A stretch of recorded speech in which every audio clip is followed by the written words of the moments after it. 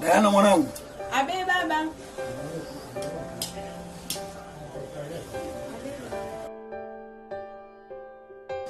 Abe baba, umeniita? Bila shaka nimekuita binti yangu.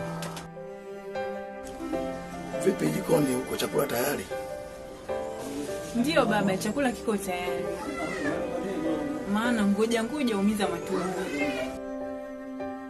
Vizuri binti yangu. Najua sana kama uko vizuri kwenye kujali muda. Asante baba. Sasa mwanangu, nimekuita hapa kukupa taarifa. Ndiyo baba.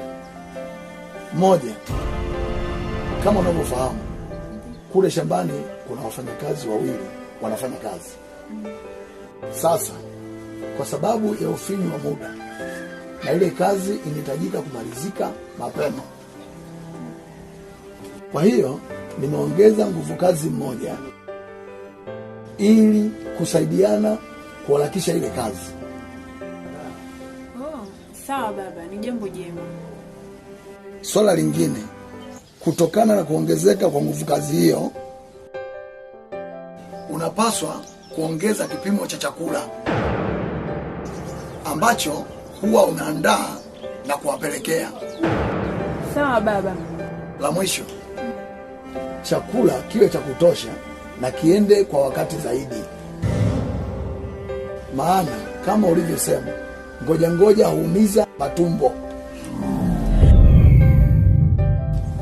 Wale wanafanya kazi ngumu, hivyo wanahitaji chakula cha kutosha na kwa wakati pia.